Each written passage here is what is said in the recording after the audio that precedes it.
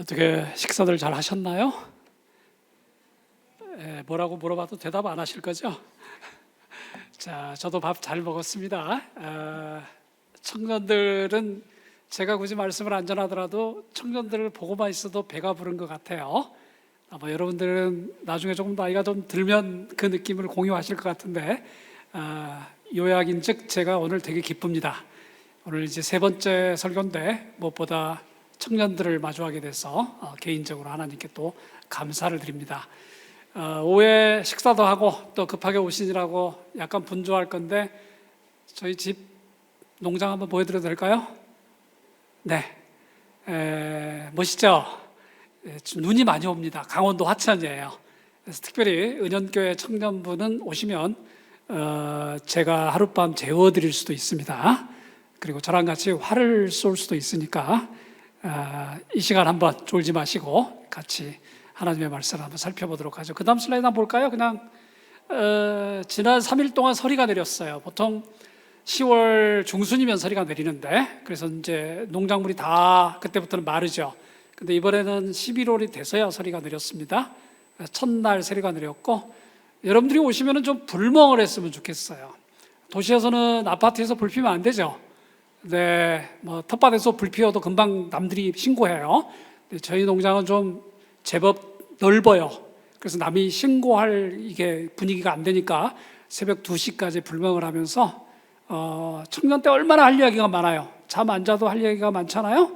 그래서 한번 오시면 좋겠습니다. 그 다음 저는 그냥 이게 제 일상입니다. 이렇게 수트를 입고 여러분 앞에 서는 거는 좀 거북스러워요. 그래서 저희 농장에서는 그냥 작업하다가 손님들 방문하고 또 강의들을 오면 강의하고, 보통 제가 석박사 학생들 줌 강의도 꽤 많이 하는데 논문 지도도 하고 그냥 이렇게 편하게 읽고, 올해 이게 수수입니다. 가운데 있는 수수가. 아직 여러분들은 건강을 챙길 나이는 아니죠. 뭐 다 먹어도 그냥 살로 가죠. 근데 이제 나이가 들면 수수도 좋아하게 되는데 오늘은 제가 좀 드릴 수도 있습니다. 질문. 자, 청년이니까 이쪽에 제가 들고 있는 건 뭘까요? 뭘까요? 도무지 농업에 관심이 없으시구나. 수세미입니다. 수세미인데 목에 이렇게 목 건강에 좋아요. 뭐 천식이나 기침이나 혹시 그런 데 어려움이 있으면 모르게 저에게 문자를 주시면 제가 선물로 보내드릴 수도 있습니다. 자, 넘어갈까요? 봄이고요. 제 비밀 공간입니다. 제 서재고 제 도서관이고 거기에서 모든 일이 다 벌어집니다. 뭐 예전에 제가 여러분 나이 때는 상상도 못하죠. 지금은 그냥 전기만 들어가면 인터넷이 있고, 그러면 줌 강의를 제가 다 할 수 있고 전 세계와 소통하는 저희 공간입니다. 그 다음 슬라이드. 네, 뭐 지난번에 좀 세계적으로 유명한 사진 작가가 한번 오셨는데 불가리아에서 드론을 가지고 오셨더라고요. 그래서 제가 좀 사진을 담아봤고요.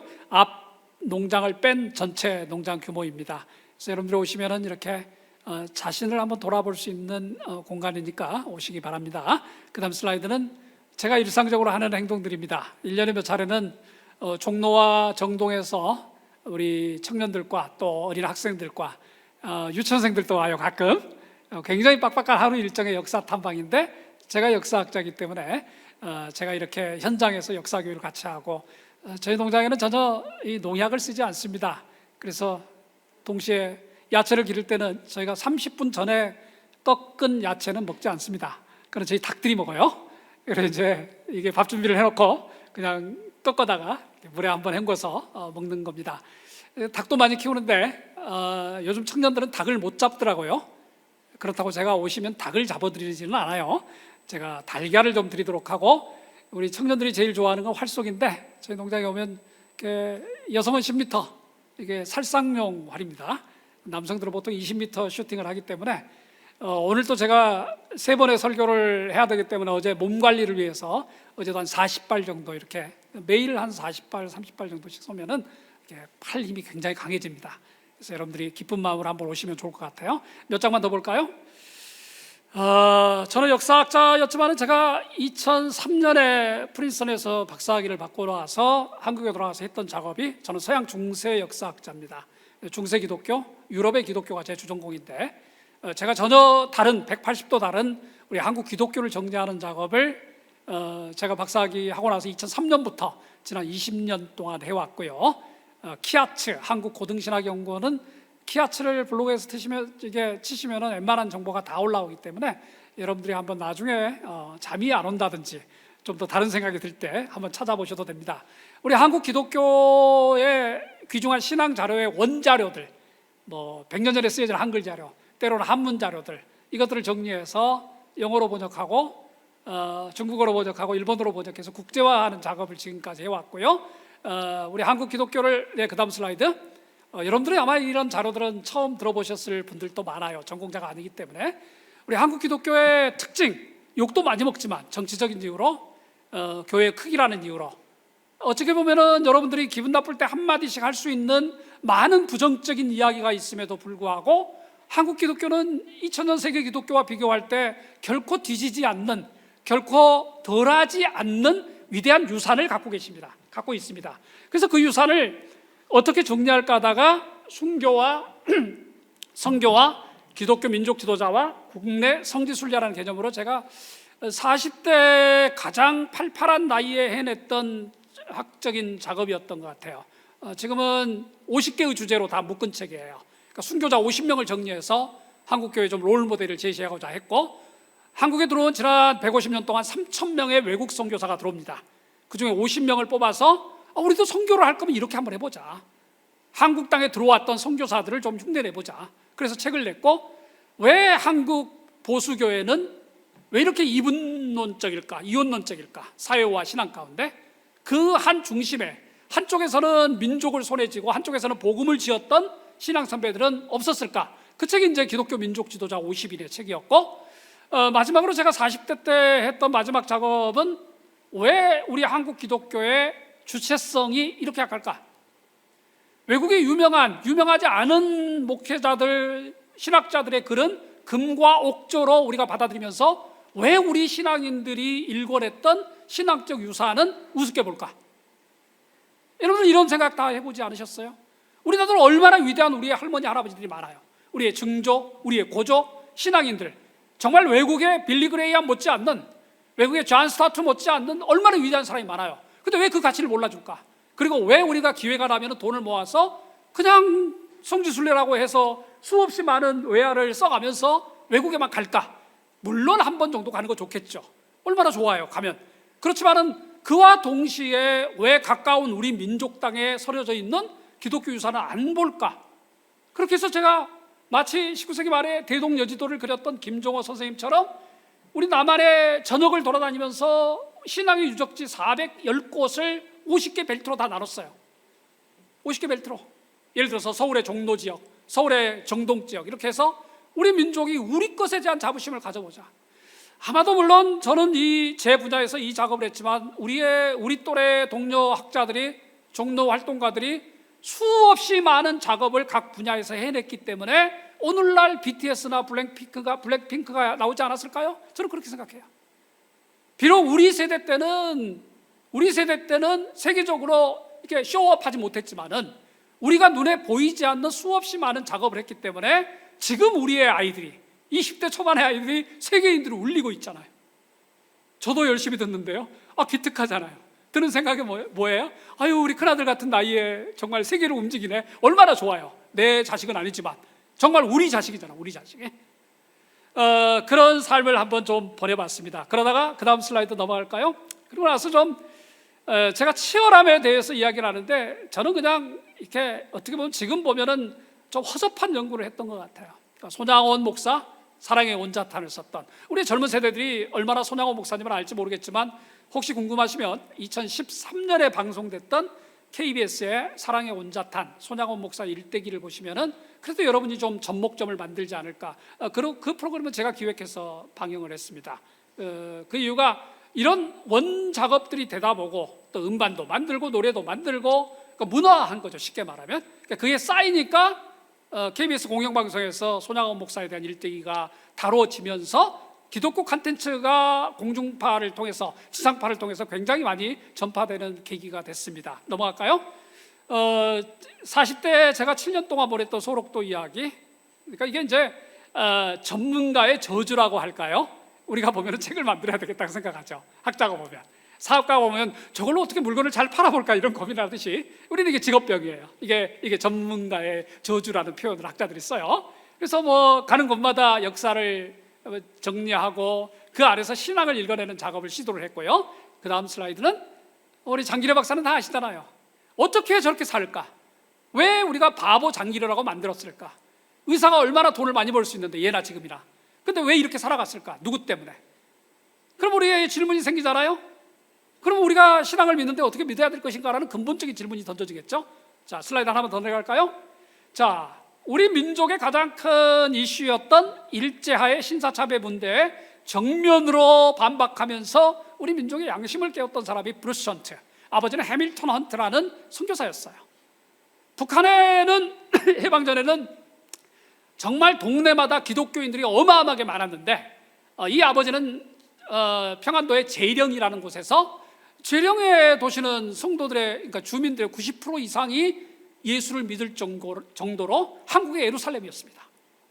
그 아들 바로 브루스 헌트, 저희가 원 친필로 쓴 영어 저작을 다 이제 해제를 해서 정리해서 한글로 내고, 이게 CTS에서 2부작으로 나와 있기 때문에 여러분들이 나중에 이 분야에 관심 있는 분들은 그냥 인터넷에서 쳐보면 돼요. 그리고 좀 쉽게 볼만한 영상을 여러분들이 접할 수 있습니다. 자, 거의 몇 장만 더 볼까요? 오늘 제가 이 교회를 찾았던 이유는 인재 양성, 사람의 문제죠. 결국은 이야기를 들어가기 전에 저희가 슬라이드 남은 거 몇 장 봐요. 청년들이니까. 여기 혹시 보신 분 있으세요? 이 슬라이드가 어딘지 아시면 제가 선물을 하나 드리겠습니다. 여기는 소록도의 기도굴입니다. 소록도의 기도굴인데, 소록도에 당시에 1950년에 한국전쟁이 일어났을 때 여수의 양원의 손양원 목사님만 총살을 당하신 게 아니고, 이 교회 담임 목사였던 김정복 목사님, 이분은 사실은 손양원 목사님보다 한 20살 더 넘는 어른이셨어요. 애국지사였고요, 일제 지배에 항거했던 민족투사였고 애국지사였는데, 늙으신 나이에 담임 목사를 하면서 자기가 잡히는 직전까지 이 굴에 들어가서 기도를 하시던 현장입니다. 제가 소록도 사역을 할 때 전 세계에서 찾아온 수많은 청년들과 바로 저 자리에 앉아서 우리는 어떻게 살아야 돼? 도대체 신앙이란 우리에게 뭘까? 이걸 논했던 자리였습니다. 하나 첨언을 하자면, 이 굴은 말이죠, 물이 들어갔다 나오는 곳이에요. 그래서 무슨 생각을 해봤냐면은, 이렇게 물이 들어왔다 나가잖아요. 그러면 가득 차요. 아마 김정복 목사님이 물이 밀려 들어오는 순간에 얼마나 격정적으로 기도를 했을까? 하나님, 내 기도를 들어주시옵소서. 물이 밀려오기 전에, 내가 물속에 잠기기 전에 하나님 기도를 들어주시면 안 될까요? 이런 심정으로 기도하지 않았을까요? 저는 그걸 한국 사회와 좀 나누고 싶었습니다. 소록도의 기도굴. 아마 여러분들이 소록도를 다녀가 보신 적이 있으시겠지만은 이곳은 잘 찾아가기가 힘들어요. 안내를 받지 않으면 못 들어가는 곳들이에요. 그래서 나중에 가실 때 꼭 기도굴이 어디 있냐라고 묻고 한번 방문해 보시면 좋겠습니다. 슬라이드 한두 컷 더 남았는데요. 제가 우리 젊은이들하고 1년에 몇 번씩 서울 역사 탐방을 합니다. 여러분들끼리 하실 수 있겠죠. 이렇게 현장을 한번 찾아보시면 좋을 것 같고요. 마지막 좀 보죠. 우리 다음 세대 꿈나무들이잖아요. 그 다음 슬라이드. 네, 저희 뒷밭입니다. 가끔 저는 이 뒷밭에 저희가 올해도 옥수수를 한 3,000대 심었는데요. 3,000대. 강원도 옥수수 맛있잖아요. 그래서 한 1,000몇백 개 팔고, 이 교회도 제가 옥수수를 그때 몇 박스 보내드렸는데 드셨는지 모르겠어요, 목사님들이. 제가 키운 옥수수입니다. 저희는 농약을 일체 안 하기 때문에 건강해요. 이거는 어른들한테 보여드리는 이제 장면인데, 뒷밭 영성이라는 것입니다. 지금 여러분들에게는 해당되지 않아요. 여러분들은 적극적으로 나가서 세상을 살아야 될 나이잖아요. 근데 이제 저희 나이가 되면은 점차 여러분에게 무대를 물려줘야 될 나이잖아요. 그럴 때 우리가 들어가는 곳이 뒷밭 영성이에요. 뒷밭 영성은 고려장이 아니에요. 우리가 할 일 없이 들어가는 곳은 아니에요. 하지만은 로마 속담에 있듯이 젊은이들이 힘이 있죠. 힘이. 노인들은 뭐가 있어요? 저는 아직 노인은 아닙니다만 노인들은 지혜가 있죠. 그러니까 인생이라는 것은 각 단계마다 필요한 게 있고 살아가야 될 주안점이 다른 거예요. 그래서 이거는 주로 어른들을 위해서 제가 만든 슬라이드 컷입니다. 슬라이드 좀 잘 보셨나요? 그럼 이제 한번 오실 거죠? 아무런 대답이 없으시구나. 그러면 오세요. 그래도 한번 산천어 축제도 오시고 화천 근처에 오시면 군부대도 많으니까 미리 군부대도 좀 보시고 이렇게 한번 오시면 좋겠습니다. 제가 오늘 1부 예배와 2부 예배 때는 인재 양성에 대한 이야기를 제가 했습니다. 지난 30년 동안 제가 4개의 장학재단을 주로 이끌었는데, 하나는 여러분이 지금은 어떻게 보실지 모르겠지만은 둘의 장학재단의 김진옥 목사라는 분이 계십니다. 제가 한 달 전에 인사를 드리고 왔는데, 제 젊을 때 굉장히 제가 20대 후반에 큰 영향을 받은 당대의 정말 좋은 목사님이셨어요. 근데 이 양반이 좀 나이가 드시더니 약간 좀 여러 가지 좀 의견이 달리는 분으로 좀 바뀌셨던 점은 좀 아쉬웠어요. 그래서 제가 그래도 젊어서 큰 영향을 받았기 때문에 한 달 전에 인사를 드리고 설교를 하고 왔는데, 둘의 공동체라는 게 제가 젊은 시절에 정말 한국 젊은이들의 희망이었습니다.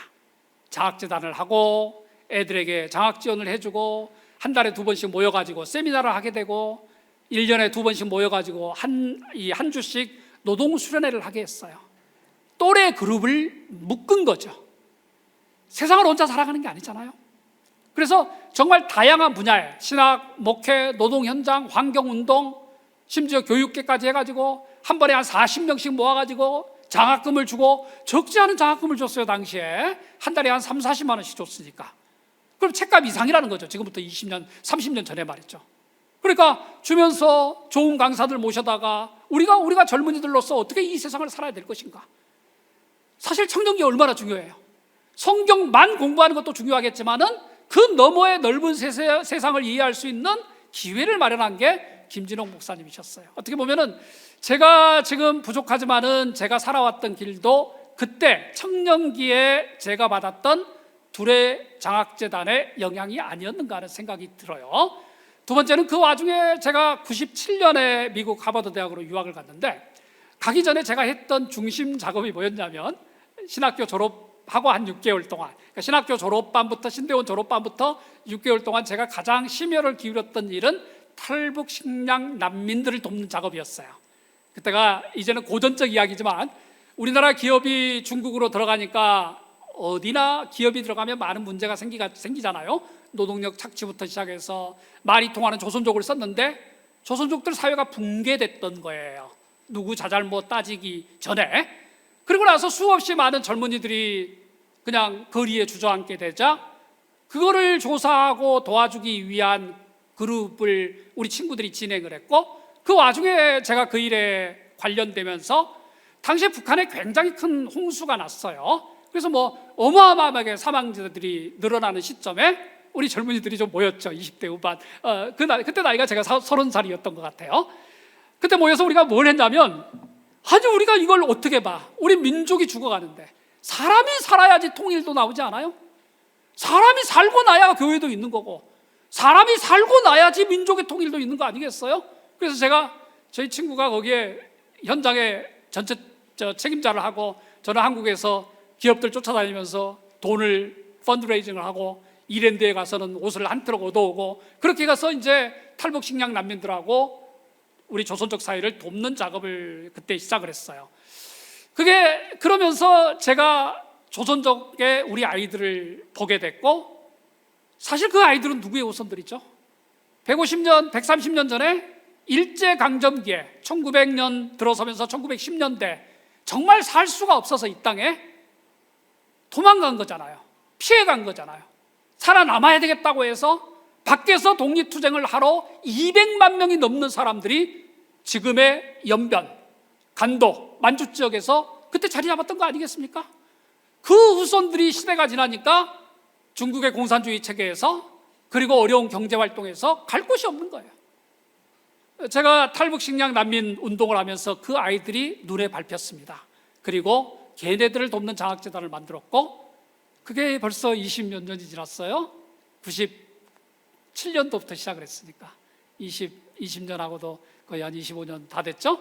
지금은 우리 조선족 아이들이, 그 장학재단을 통해서 배출된 아이들이 1000명이 넘어서서 지금 국내 유수한 대학의 교수들도 나오고, 중국 조선족 사회나 또 중국 사회에서도 리더들이 양성이 됐던 거예요. 그게 두 번째 장학재단. 세 번째 장학재단은 분당 중앙교회, 분당중앙교회라고 저희 교단입니다. 은영교회가 속한 교단인데, 제가 하버드에서 프린스턴으로 옮기면서 시작됐던 교회인데, 그때 제법 그 교회가 좀 컸어요. 그때 한 9천 명 정도가 주일 예배를 드렸고 연회산이 한 100억 정도 됐는데, 이 가보면 교회가 장마철에 천장에서 비가 새는 교회였어요. 그러면 이제 건축을 해야 될 시점이잖아요. 근데 바로 그 시점에 최종천 목사님께서 그런 이야기를 저랑 나눴어요. 야, 재현아, 제 이름이 김재현입니다. 지금 우리 교회가 교회 건축을 해야 되는데 얼추 계산을 해보니까 200억 정도 들겠더라. 그런데 교회 건축을 하는 게 낫겠어? 아니면 그 200억 정도 들어가는 사람 건축을 하는 게 나을까?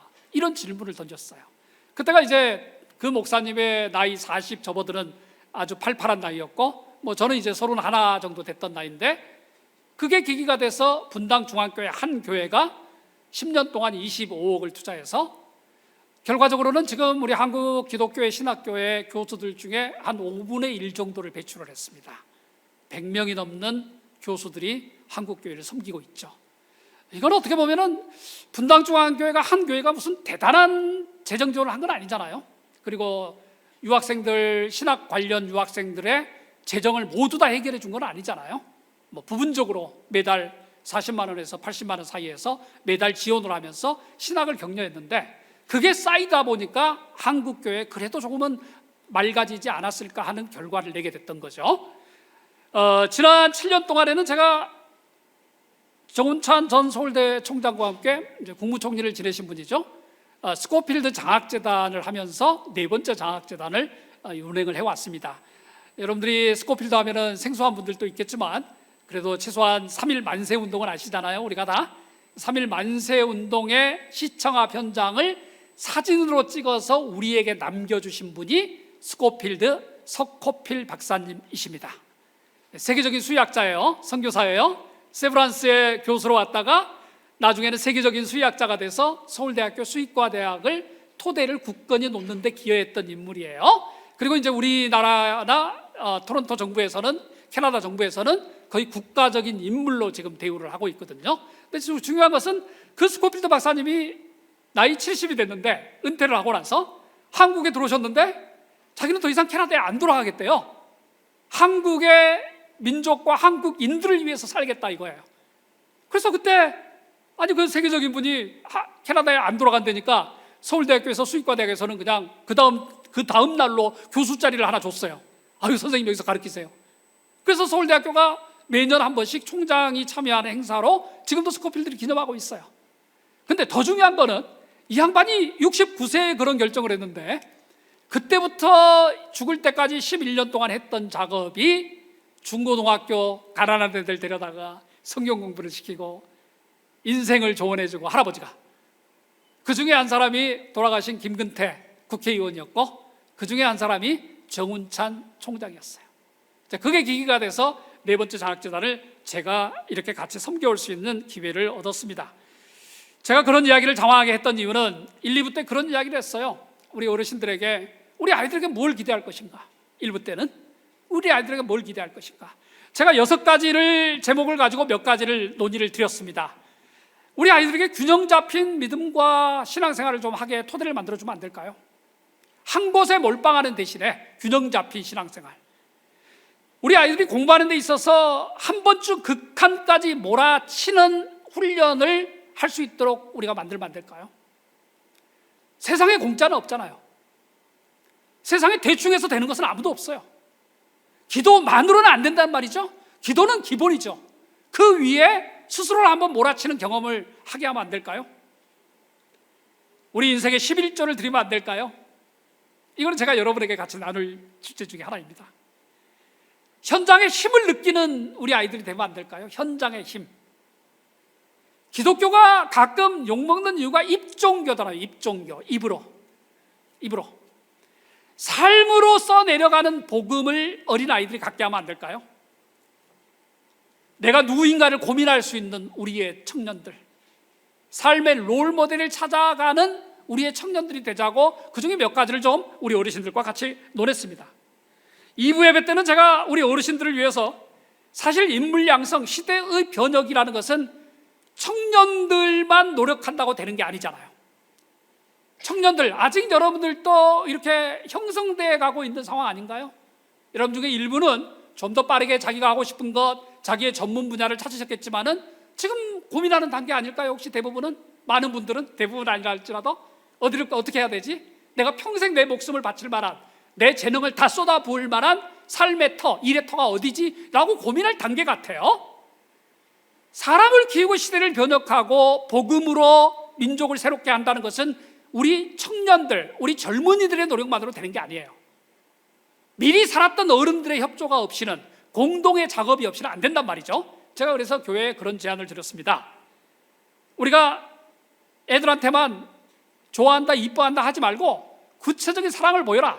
그래서 아주 여러분들 귀에 이게 솔깃하게 들릴 제안 중에 하나는, 자, 다음 주 목요일이 수능시험 보는 날이죠. 수능시험 다 잊어먹으셨나요 혹시? 다 옛날 일로 다음 주 목요일입니다. 그래서 아는 분들 있으면 좀 이렇게 사탕도 좀 돌리고 초콜릿도 주고, 떡이 좀 비싸요. 저도 제가 뭐 하는지 잘 모르시죠 여러분들? 제가 농사 짓다 보니까 할 일이 이렇게 먹고 사는 일이 힘들어서 제가 영어학원 원장을 하고 있습니다. 춘천에서. 그래서 제가 아이들을 좋아해요. 아이들도 좋아하고 아이들이 또 저를 은근히 좋아해요. 그래서 제가 아이들을 조금 이해하고 있습니다. 그러니까 여러분들, 다음 주 목요일이 수능 일정인데 제가 우리 어르신들 보고 그런 이야기를 들었어요. 아니, 수능 보는 애들만 맛있는 거 사주지 말고 고등부 전체를, 고등부 부장은 사줬으면 좋겠다. 그것도 가능하다면 BHC 치킨 1인 1닭. 그거 조금 비싸요. 2만 한 3천 원 정도 돼요, 브랜드 치킨은. 아니, 그렇게 하지 뭐 한 마리 사주고 몇 명이 나눠 먹게 하면 안 되잖아요. 그리고 그게 좀 상황이 안 되면 최소한 버거킹 한 세트, 좋은 건 비싸지만 싼 거는 5,800원짜리 세트가 있으니까 올데이 킹. 그것도 맛있어요. 사랑을 표하라. 제가 오후에 우리가 토론회 할 때도 그럴 거예요. 여기 청년부 부장 장로님이나 집사님 계십니까? 아유, 아멘. 그러면 제가 말씀 안 해도 지금 무슨 말인지 알겠죠? 우리 청년들, 우리 부장 집사님 장로님한테 우리 박수 한번 쳐드립시다. 먼저. 이렇게 이 정도 소리 가지고는 버거킹 올데이 킹밖에 안 될 것 같아. 다시 한번 박수 한번. 이제는 BHC 치킨보다 조금 더 싼 게 노란 통닭도 맛있어요. 그러니까 우리 청년들에게 사랑은 말로 하는 게 아닙니다. 표현하는 겁니다. 그런 이야기를 드렸어요. 그리고 우리 어른들한테 무슨 말씀을 드렸냐면, 교회 인재 양성위원회를 만들자. 조금 더 체계적으로 우리의 젊은이들이 커가는데 교회가 한번 노력을 다해보자. 그리고 교회 전체 예산의 10% 정도는 우리 젊은 세대에 투자를 좀 해보자. 제가 청년부를 이렇게 가끔 강의나 설교나 할 때 보면 좀 아쉬운 게 있어요. 청년들은 어른들이 볼 때는 주일학교보다 투자를 덜 하는 것 같아. 왜? 청년들은 돈을 벌기 시작하거든요. 그러다 보니까 니네들 돈 많이 벌어서, 가장 큰 배려가 뭐죠? 청년부에게는 그 헌금 그냥 본 예산에 합하지 말고 니네들이 써 하면 그걸로 만족하는 청년부가 많은 것 같아요. 이 교회는 어떤지 모르겠지만, 근데 저는 기본적으로 좀 반대합니다. 아니, 청년들이 스스로 아직 분가도 안 했는데 아직은 좀 재정으로 조금 빡빡하지 않아요? 청년들도 교회가 좀 대폭 지원해라.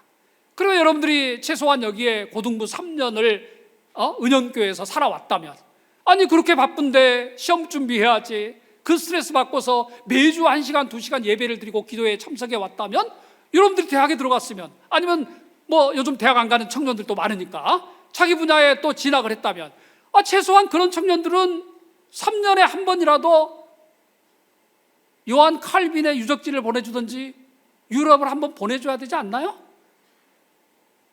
아무런 반응이 없구나. 저는 그렇게 생각해요. 이게 빈말이 아니에요. 이게 빈말이 아니에요. 사람은 말이죠, 예수님이 잔치를 벌여놓고 손님들 좀 모셔와라 했더니 뭐라고 그랬어요? 제자들 중에 일부가, 아니 아무도 안 와요, 바쁘다고. 시장 간대요. 오늘 모 심어야 된다요. 오늘 탈곡해야 된대요. 아무도 안 와요. 그랬더니 뭐라고 말하죠? 예수님이 강권하여 데려다가 내 집을 채우라고 그랬죠. 저는 이게 교회가 우리 젊은이들과 청년들에게 해야 될 자세라고 봐요. 제가 2부 예배 때 그런 말을 들었다가 우리 어르신들이 굉장히 민망해 하셨는데, 우리 어르신들이 좀 여유가 생기고 또 이렇게 특별한 날을 맞이하면은 성지순례를 가시죠. 어르신들이 이스라엘도 가시고 유럽도 가시는데 그런 말씀을 제가 드렸어요. 아니, 그 나이 들어서 가면 뭐가 남아요? 그죠? 그러니까 나이 들어서 고생했으니까 한 번 정도 가면 괜찮은데 2번, 3번 가지 말라는 거야. 대신에 그것 좀 아껴가지고 우리 청년들 좀 내보냈으면 좋겠어요. 해외로 세상을 좀 돌아다니게 만들었으면 좋겠어. 그런데 청년들이 다들 돈을 버나요? 어떤 애들은 나중에 미리 큰 인물이 될 애들도 어떤 때는 지금은 어려울 수 있잖아요. 그러면 돈 10,000원, 돈 10만 원이 아까울 때가 있잖아요. 그때 교회가 좀 지원해라. 장기적으로 키우는 입장에서 뭐 이런 말씀을 제가 2부 때 드린 적이 있습니다. 다음 세대를 키운다는 것은 여러분들이 어른들의 협조가 없이는 절대 안 되기 때문에 여러분들이 어른들 보면 그렇게 지금처럼 이렇게 자꾸 인상 쓰지 마시고 어른들한테는 인사도 잘하시고, 그죠? 어른들한테 이렇게 좀 도와드리기도 하고 어르신들한테 잘해야 됩니다. 교회에서. 그래야지 웃는 얼굴에 침 안 뱉는다고. 어차피 여러분들을 위해서 기도도 더 빡시게 할 것이고 재정 지원도 훨씬 많이 할 거라고 생각을 합니다. 자, 오늘 청년들에게 저는 4가지를 아주 짧게 말씀드리고 싶어요. 청년들은 길게 이야기한다고 듣지 않죠? 핵심만 이야기를 할게요. 첫 번째, 열정과 몰입의 시간을 가졌으면 좋겠어요. 여러분들이 열정과 몰입의 시간을. 하나님이 만든 세상은 넓어요. 교회는 그 중에 가장 값진 곳이지만은 그 중에 한 곳이죠. 나는 청년기에 여러분 청년들이 교회에 너무 많은 시간을 보내는 것에 저는 동의하지 않아요. 기본적으로. 큰일 났네. 목사님 다 설교 듣고 싶은 계실 건데. 자, 본의를 여러분들 아시겠죠? 세상은 넓어요. 하나님이 세상을 만드셨잖아요. 얼마나 여러분이 가보고 싶은 것이 많아요? 교회는 원칙을 잡아주는 거지 물리적인 여러분의 모든 시간을 다 이곳에 할애하는 것은 아니잖아요. 교회는 삶을 어떻게 살아갈 것인가? 신앙의 규칙, 신앙의 원칙을 여기서 확보하는 거지, 나머지는 여기에 근본적인 생명줄을 여기다 연결을 해놓고 넓은 세상에 헤치고 나갔으면 좋겠어요. 대신에 나가서 살되 흐리멍텅하게 살지 않았으면 좋겠어. 인생을 한번 쏟아 부었으면 좋겠어요. 그 대상이 무엇인지는 상관없어요. 어떤 사람에게는 그게 공부가 될 수도 있고, 어떤 사람은 중학교도 안 나왔는데 사업에 탁월한 애들이 있어요. 살다 보면 굉장히 정말 인물들이 많아요. 뭐가 됐든지 자기 마음이 끌리고 자기의 소명이라고 간주되는 곳에 한 번 정도는 몰입해 봤으면 좋겠어요. 그 몰입의 정도는요, 거의 죽기 직전까지. 죽기 직전까지. 제가 잘하는 것은 공부밖에 없었기 때문에 되게 욕먹는 표현이잖아요. 왜냐하면 저는 너무 가난하게 자랐기 때문에. 제가 고등학교 때, 저는 광주 출신입니다. 전라남도 광주 출신인데 제가 나온 학교가 광주 인성고등학교예요. 당시에 평준화 지역인데 1년에 서울대학교를 40명씩 집어넣었으니까 그냥 서울대 집어넣으면 좋은 대학이라고 부르던 시절이 있었어요. 그때 이제 그 학교 제가 수석으로 입학했어요. 근데 이게 돈이 없고 너무 힘들다 보니까 공부는 하고 싶은데 제 고등학교에 소원이 2가지가 있었어요. 제 책에도 안 나온 이야기인데, 하나는 제발 평일에 5시 반 넘으면 리어카 끌고 집 일하러 가는 대신에 내 책상을 갖고 공부해 보는 게 소원이었어요. 그게 되게 큰 소원이죠. 2번째도 마찬가지예요. 제발 굶지 않고 밥 잘 먹고, 돈 좀 있는 애들은 이제 학교에서 밥을 사 먹죠. 한 끼에 뭐 우리 때는 1,000원이었어요 그때. 근데 우리는 그것도 못 먹고 공부를 해야 됐거든요. 근데 그런 소박한 꿈을 꾸고 있었는데, 여러분들은 지금보다는 그때보다는 훨씬 더 나은 상황 아니겠어요? 근데 제가 하버드 대학에 가서 하버드 대학 학생들의 공부하는 모습을 봤단 말이죠. 우리는 대학원으로 제가 하버드를 들어간 거잖아요. 근데 하버드 학부생들은 미국의 인구가 3억 정도 되잖아요. 그중에 하버드의 한 학년 입학생이 2,500명 전후예요. 그러니까 얼마나 똑똑한 애들만 들어오겠어요. 그런데도 걔네들이 공부한 모습은 치열하게 하더라고요. 물론 뭐 요즘 대학, 일반 대학도 마찬가지고, 예전에 우리는 짱돌 세대, 데모 세대, 공부 안 하던 서울대학교도 열심히 했지만은 비교가 안 될 정도로 열심히 해요. 근데 제가 하나 깨달은 게 있어요. 여러분 나이에는 2박 3일 잠을 안 자고 공부를 하거나 일에 몰입을 해도 안 죽어요. 맞죠? 안 죽어. 한번 해봐요, 오늘부터. 우리 때는 죽어요. 우리 나이 때는 힘들거든. 안 따라와, 힘이. 근데 여러분 때는 안 죽어. 그래서 제가 학원이 됐든 설교가 됐든 강의를 할 때 우리 어린아이들에게 늘 그런 이야기해요.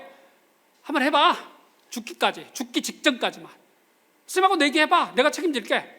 너희들 2박 3일 동안 잠 안 자고 공부해도 안 죽어. 그렇게 한번 밀어봐.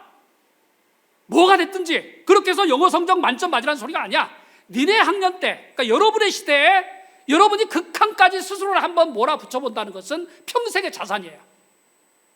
제가 가끔 신학생들을 상대로 만날 때 이런 이야기를 해요. 아유, 주께서 인도하시는 대로, 아이고 바울 선생님은 세상의 모든 것을 똥처럼 여겼는데요. 이런 이야기를 하지 마세요. 이거는 여러분은 바울이 아니잖아요. 저는 그런 이야기를 해요. 바울은 이미 할 만큼 다 했던 사람이기 때문에 어느 한계를 넘어서서 인생을 관조하는 입장이에요. 근데 우리가 예수를 믿는다는 것 때문에 예수님한테 모든 것을 전가하지 말라는 거지. 우리가 재산이 있던, 우리의 재능이 있던 상관없이 우리에게 주어진 것은 뭐죠? 하루하루를 최선을 다해서 사는 거예요. 결과까지 책임지란 말 아니에요. 우리가 하루하루를 최대한 성실하게 살아가는 것은 우리의 목, 하나님의 몫은 그 뒤에 더해진 하나님의 은총. 하나님의 은총을 의지하고 우리가 게으름을 부리는 것은, 그건 저는 죄라고 봅니다. 그러니까 한국교회가 전문 학계에서 이런 표현을 써요. 한국교회가 페미나이즈 돼 있다. 요즘은 이 굉장히 위험한 말인데, 여성 젠더로울에서 여성의 역할도 굉장히 중요하기 때문에. 근데 저는 이게 한국교회가 맞다고 봐요. 좋은 것, 부드러운 것, 권면하는 것, 이것도 종교생활에 되게 좋지만은 우리가 청정기에 한 번 정도는 뭔가 내가 의도한 것, 내가 이루고자 한 것, 하나님께서 나에게 콜링하는 것에 대해서 한번 극단까지 몰아붙여 놓는 것은 어떨까요? 그게 인생의 자산입니다. 가끔 학원에서 아이들을 가르치다 보면은 어떤 애들은 굉장히 성실한데 성적이 안 나와요. 부모님들이 연락을 하죠. 뭐가 문제일까요? 저는 그때 자신 있게 이런 말을 합니다. 아이, 성적 좀 안 나오면 어때요? 공부 잘하는 사람이 꼭 성공하는 건 아닌데요.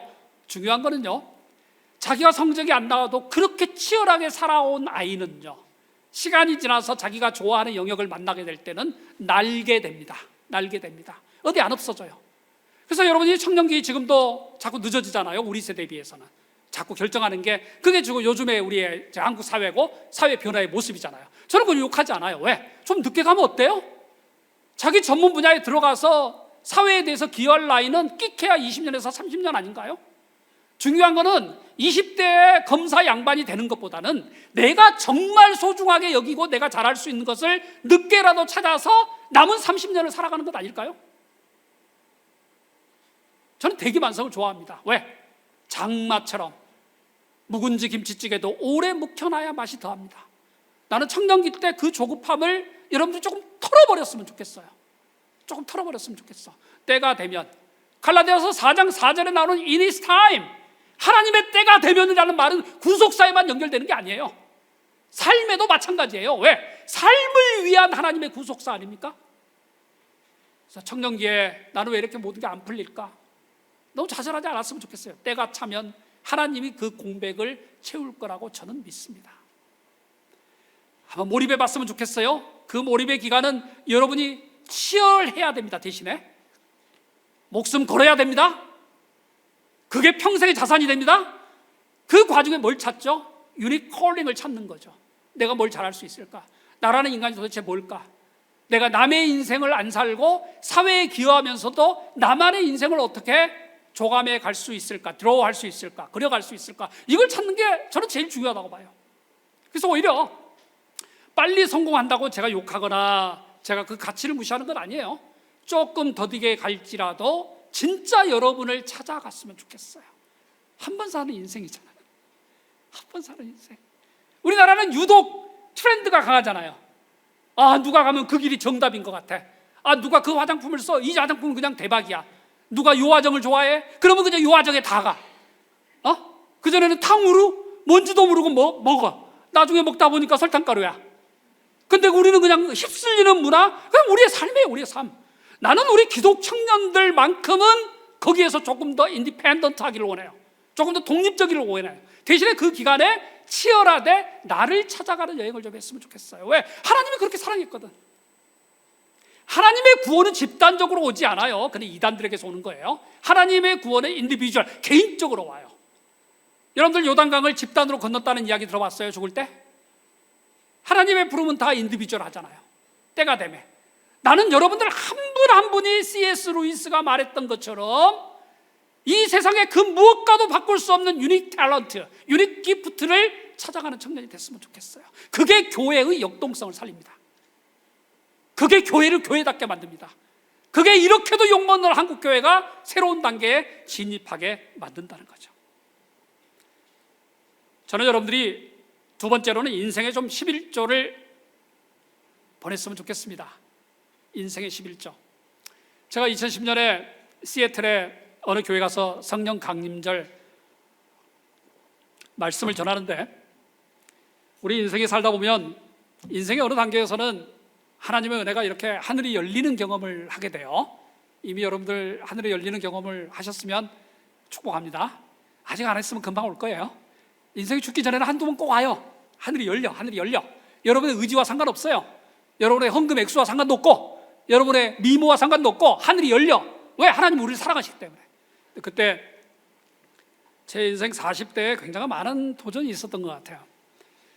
하나님이 저에게 그런 질문을 가끔 애꿎은 질문을 주셔요. 하나님의 모든 질문은 2절로 이루어져 있어요. 그러니까 1절에 너무 이렇게 우리가 마음이 붕 뜨면 안 돼요. 제가 묵은지 김치찌개를 되게 좋아합니다. 그것도 고등어 묵은지 김치찌개. 제가 요리도 좋아하거든요. 김장도 제가 하고요. 제가 요리도 하고요. 저희 농장에서는 제 아내는 요리 안 합니다. 제가 다 합니다. 그 조건으로 아내가 들어왔기 때문에. 하나님이 이런 질문을 하셨어요.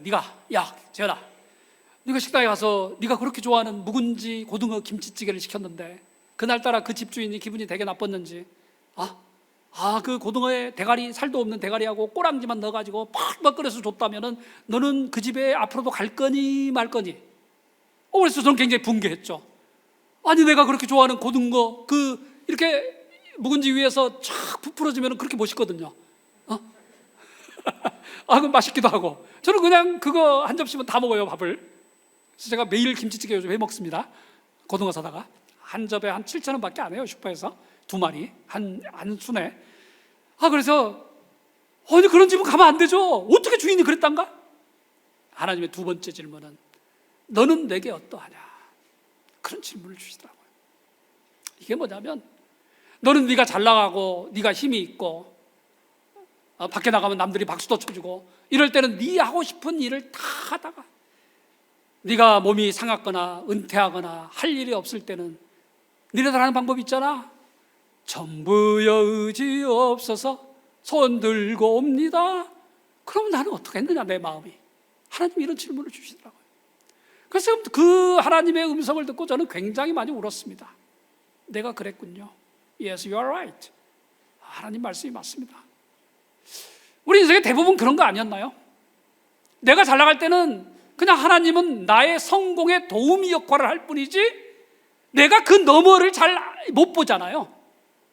근데 나는 여러분들이 앞으로 인생을 꾸밀 때, 여러분들이 지금 회사에 지원하는 친구들도 있을 것이고 학원을 다니는 친구들도 있을 것이고 국가가 지원하는 프로그램에 가서 열심히 공부하는 친구들도 있을 것이고 대학에 다니는 친구들도 있을 것이고 미래를 계획하는 단계겠죠?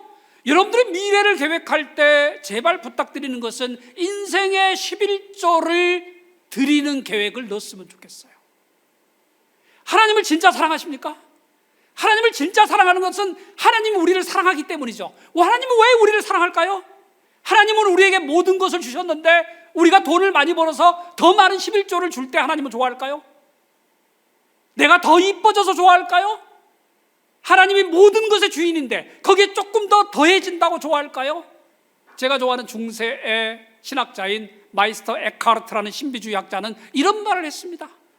모기 같은 인생, 모기 같은 인생에 모기, 이 조그만한 모기 위에 뭘 더한다고 하나님이 더 좋아하실까? 하나님이 인간에게 좋아하는 것은, 바라시는 것은 뭐예요? 인간 자신이잖아요. 나 자신이잖아요. 하나님은 우리가 뭘 벌어서 드리기를 원하지 않아요. 왜? 다 하나님 거니까. 하나님은 우리를 보내신 존재의 의미를 깨닫고 내 자신의 삶의 많은 부분을 드릴수록 그게 하나님이 원하시는 거란 말이죠. 그래서 저는 여러분에게 이걸 꼭 권면하고 싶어요. 70년의 인생을 산다면 7년 동안은 하나님을 위해서 공적인 삶에 여러분의 인생을 쓰실 계획을 꼭 넣었으면 좋겠어요. 손해 안 봐요. 7년 없어진다고 해서 남은 90%의 인생을 2배 복되게 살면 어때요? 더 낫지 않아요? 우리 최소한의 크리스찬이라면은 앞으로 70년을 살겠다. 내가 40대가 됐든 50대가 됐든 나는 7년 정도는 이 땅의 갈릴리를 찾아서 내가 헌신하겠다. 예수님이 그렇게 눈물 흘리면서 찾았던 갈릴리에 내 몸을 드리겠다. 나는 이 결심을 여러분들이 좀 했으면 좋겠어요. 저 역시 그 하나님과의 영적인 경험을 한 때가 만 40대, 나름 고등어의 가운데 토막 나이였습니다. 그리고 그게 저희 소록도 7년의 사역이 시작된 시점이었습니다. 소록도 사역은 별로 자랑할 게 없는 것 같아요. 한센이들 아시죠? 한센이들 옛날에 문둥병 환자라고 부른, 그저 7년 동안 모습 생활을 했는데 우리 주민들이 라면 먹고 싶다면 라면 한 트럭을 얻어다 주고, 우리 주민들이 쓰는 차가 퍼지면은 하루 종일 설교하고 책을 팔아서 스타렉스 한 대 사서 끌어다 주고, 우리 부목사님들 잘 들어오지도 않는 교회 힘들거든요. 교회가 5개였거든 그때. 목사 하나, 부교육자 한 사람이 다 돌보는 시스템이거든요. 그러니 새벽기도 설교를 3시 40분에 시작해요. 성도도 몇 명 안 앉아 있는데 새벽 설교 2번. 목회자가 없을 때는 제가 하루 종일 설교했거든요. 그러니까 부교육자들 화장실이 고장나면 화장실 새로 수리해주고, 우리 주민들이 이게 장의자가 없으니까 전 세계 돈 모아다가 장의자 다 넣어주고, 아니 카네기 홀에서 연주되는 음악을 우리 소록도 주민이 한번 들어보면 어떨까 해서, 당시 미국의 뉴욕에 좀 저명한 디렉터가 제 친구였는데 120명의 미국 최고의 청소년 오케스트라를 모셔다가 우리 소록도 우리 주민들 연주 한번 들려줬어요. 그래서 그냥 제가 소록도 사역하면서 2가지 원칙이 있었어요. 우리 아까 목사님하고도 좀 밥 먹으면서 이야기를 했는데, 하나, 우리 소록도 주민이 해달라는 것은 다 해주자. 제가 백만장자 아들이 아니에요. 다들 저보다 잘 사는 분들이에요 사실은. 2번째, 해줄 거면 최고로 해주자. 그래서 그랜드 피아노도 넣어주고, 소록도 주민들이 엑스포 보러 가고 싶다고 그래서 여수 엑스포 때 120명 모시고 하루 종일 가서 구경도 시켜드리고, 만 7년의 세월을 하루같이 보냈는데 나중에는 사실은 제가 진이 빠지더라고요. 제 능력의 한계를 깨달았어요. 소록도의 만 7년의 사역은 어찌 보면은 미국의 명문대학이 가르칠 수 없었던 것을 저에게 가르쳐준 삶의 교육이었습니다. 동시에 저 자신의 한계를 보고, 나의 영성의 부족함을 보고, 저의 어떤 한계의 끝을 보게 되는 경험이었습니다. 그래서 2016년에 소록도 100주년 때 국회에서 우리 국회의원들에게 소록도를 좀 알려야 될 필요가 있겠더라고요. 그래서 국회에서 전시회하고 우리 주민들 한 45명 서울에 모셔서 호텔에서, 좋은 호텔에서 하룻밤 재워드리고 그냥 마음을 표현한 거죠, 마음을. 그리고 나서 모셔다 드리고 저의 7년의 사역은 마쳤습니다. 그리고 시작된 게 화천농장 흙과의 싸움이었습니다. 어떻게 보면 제가 살 수가 없었어요. 저의 위선 때문에, 어떻게 보면 저의 한계 때문에. 그리고 만 50에 저는 시골로 들어가서 흙을 만지면서 자연과 함께 치유하는 시간을 지금까지 보낼 수 있었던 겁니다. 나는 여러분들이 다들 저보다 훨씬 더 좋은 삶을 사실 거잖아요. 저는 믿거든요. 우리보다 훨씬 더 풍요로운 삶, 정말 열정적인 삶을 사실 거잖아요. 제가 드릴 수 있는 부탁은 제발 인생의 11조만큼은 한번 실행하는 삶을 사셨으면 좋겠습니다. 그게 한국교회 희망이라고 저는 봅니다. 3번째는 편력의 힘입니다. 편력. 여행을 좀 많이 했으면 좋겠어요. 죄송한데 성교지만 가지 마시고요. 그냥 그룹을 이어서, 그룹을 만들어서 떠났으면 좋겠어요. 역사의 현장에 서려 있는 것, 순례지 엄청 많거든요. 샌티아고 드 컴포스텔라까지 가는 800km의 순례길입니다. 한 30일 걸리니까 한번 떠나보시죠. 버림을 알게 되죠. 800km를 30일 동안 걷다 보면은 손수건 하나 들 힘도 남아있지 않습니다. 인생이 얼마나 허망한 것인지, 우리가 가짐이라는 것에서 존재로의 왜 변환을 시도해야 되는지를 느끼지 않을까요? 저는 프랑스를 관통하고 있는 루아르 강에서 한번 깨달은 적이 있습니다. 저는 이제 중세학자니까 유럽의 수백 개 도시들을 연구하고 돌아다니는 사람인데, 루아르 강에 프랑스의 기독교가 제일 먼저 들어온 것이 투르라는 지역이에요. 투르. 그 투르 지역에서 한번 묵상을 하고 있는데 오후에 그런 생각이 들어요. 하나님께서 저에게 그런 질문을 하더라고요. 야, 너 여기 F1 비자 홀더라고 미국에서 이제 외국인 유학생을 부르는 칭호예요. F1 비자를 주거든요. 에일리언이죠. 공식 명칭은 에일리언 F1 비자 홀더인데, 야, 너 그 외국인이 유럽의 나라에 잘도 돌아다니네? 그러면서 쭉 이제 하나님께서 저희가 어떤 질문을 마지막에 주셨냐면, 너의 한국 기독교는 어떠하냐? 저는 서양 중세 역사 전문가거든요.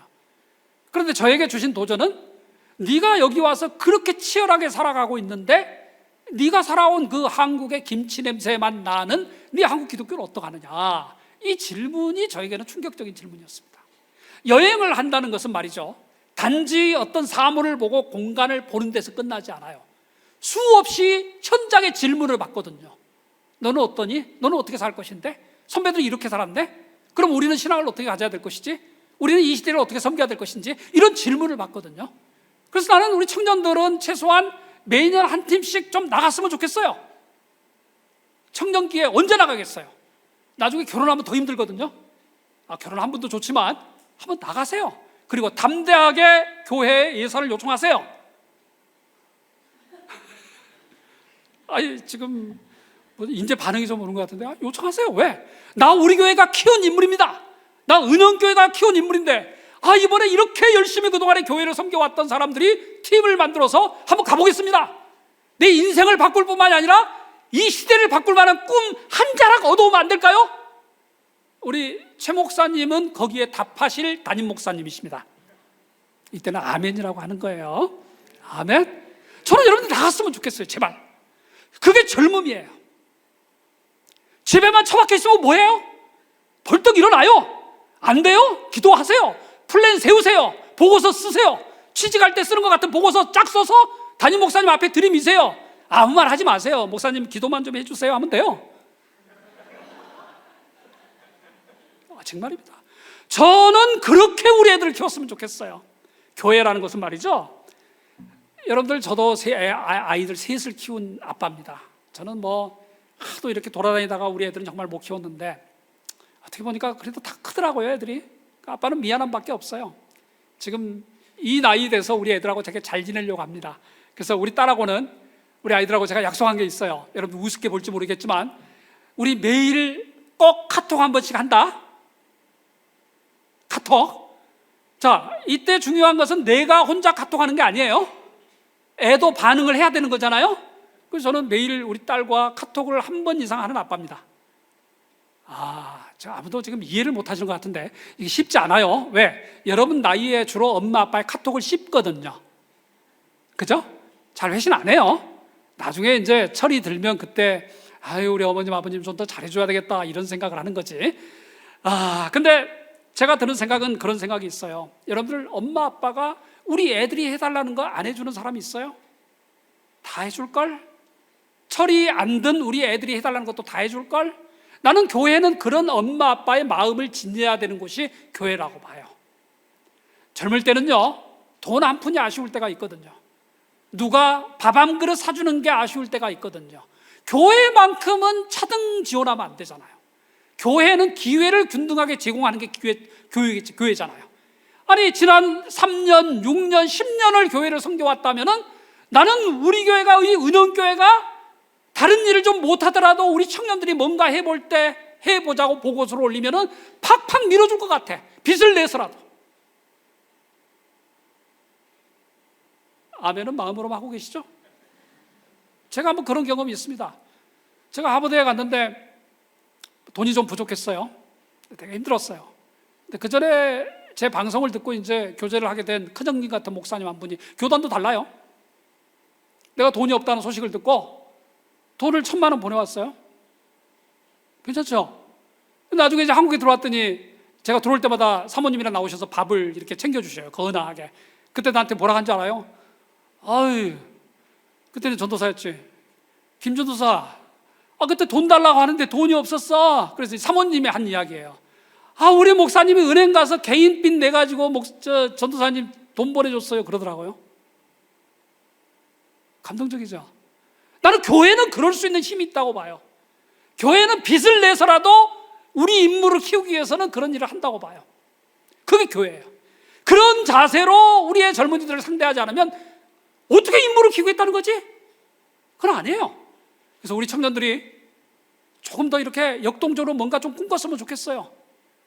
안 되면 저도 우리 최 목사님한테 이렇게 은근히 카톡 할게요. 그렇게 한번 일어났으면 좋겠어. 그러면은 여러분들 굳이 밖에 나가서 전도할 필요 없어요. 은용교회 청년부를 갔더니 교회가 알아서 다 해주더래. 교회 3년만 다니면 알아서 외국에도 좀 보내주더래. 여러분들이 기도를 많이 해야 돼요. 우리 장로님 사업 잘 되게 해주시옵소서. 한 10명 비행기표 장로님 한 분이 감당하게 해주시옵소서. 그렇게 기도해야 돼요. 그래야지 여러분이 현명하게 청춘의 시기를 복되게 보내는 거예요. 이게 편력의 힘입니다. 제가 중요한 것은 누가 비행기표를 꺾어줬느냐 안 꺾어줬느냐가 중요한 게 아니라 젊은 시절 세계를 좀 돌아다녔으면 좋겠어요. 굳이 한국에만 살라고 하지 마세요. 가끔 젊은 애들이 저희 농장을 찾아와요. 뭘 보잘것 있다고 농장을 찾아오는데 한마디 하소서 그래요. 그래서 제가 그래요. 우리 한국 사회는 굉장히 억압적인 사회잖아요. 때때로 대학에 너무 이렇게 어디를 나왔냐에 따라서 네 편 내 편이 명확하잖아요. 근데 외국은 좀 덜하거든요. 그래서 가끔 고민하는 친구들이 와요. 그럼 가만히 이야기를 듣다가 저는 그런 제안을 종종 해요. 세계가 다 우리 것인데, 세계가 다 우리 것인데 왜 여기서만 살라고 그래? 호주 가서 딸기 농장에 프로그램 하면은 돈을 얼마를 더 받고 얼마나 여유 있게 사는데? 아니 미국 가, 캐나다 이민 비자 많아. 세상은 넓어. 고민하지 말라는 거예요. 젊은 애들이 뭔가 하도록 실험해보고 실패도 젊은 애들의 자산이라는 거예요. 나는 우리 청년들이, 특히 교회 청년들이 좀 당차게 일어났으면 좋겠어요. 뭔가 해봤으면 좋겠어. 안 되면 나갔으면 좋겠어. 가서 고민했으면 좋겠어.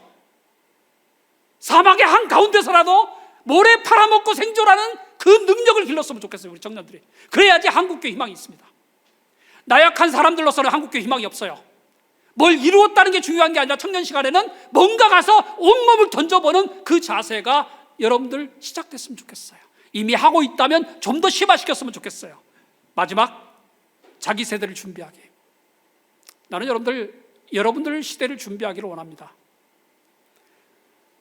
일제시대 때 많은 민족의 선각자들이, 특히 제가 좋아하는 무궁화꽃이 피었습니다라는 노래를 만드신 한서남궁옥 선생님, 이 양반은 장로였습니다. 나라를 팔아먹지 않았습니다. 자기의 사돈이었던 좌옹 윤치호가 일본의 자기를 바꿔서 눈을 감으면서 재산을 모으고 나름대로 편한 생활을 했지만은 그 사돈 한서남궁옥은 죽을 때까지 민족을 배반하지 않았던 장로 남궁옥이었습니다. 젊은 애들이 붕괴해서 선생님, 우리도 가서 외쳐야 되지 않겠습니까? 우리도 가서 독립을 위해서 투쟁해야 되지 않겠습니까? 이럴 때 우리 남궁옥 장모님은 늘 그런 말씀하셨습니다. 니네 때는 미래를 준비하는 것이요, 죽으면 내가 죽는 것이지 니네 때는 미래를 준비하는 것이요. 자, 여러분에게 한번 그런 질문을 해볼까요? 현 정부가 내려오고 현재 어른들이 내려왔을 때 여러분들이 한국 민족이라는 거대 항공모함을 유지할 준비가 돼 있습니까? 죄송합니다. 저도 못했습니다. 그 나이에. 지금도 저는 능력이 없습니다. 하지만 제가 여러분에게 거는 기대는 여러분의 시대를 준비하는 여러분이 됐으면 좋겠어요. 세상은 절대 혼자 사는 게 아니에요.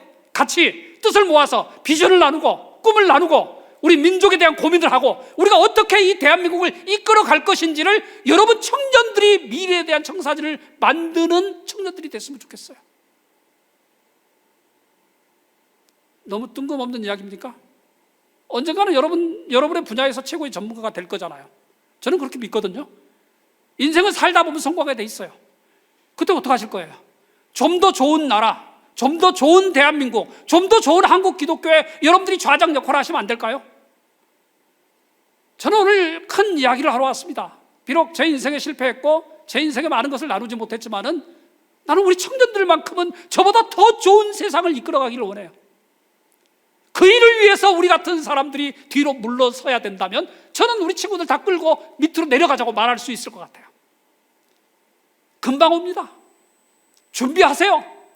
열정으로 여러분이 마치 이 나라의 대한민국의 대통령이듯이, 마치 여러분들이 우리 교단의 총회장이듯이, 도지사이듯이 미래를 조감하고 내가 그 자리에 섰을 때 나는 어떻게 이 민족과 이 민족의 신앙을 이끌고 갈 것인가를 고민하면 어떨까요? 오늘 좀 말씀이 길어졌습니다. 이게 제가 여러분에 대한 사랑이 좀 컸나 봐요. 원래 시간을 잘 지키는데 나중에 기회 있으면 2차 이야기는 불멍하면서 제 농장에서 한번 여러분을 뵙게 되기를 축복합니다. 오늘 또 하늘의 은총이 여러분과 함께 하시기를 축복합니다.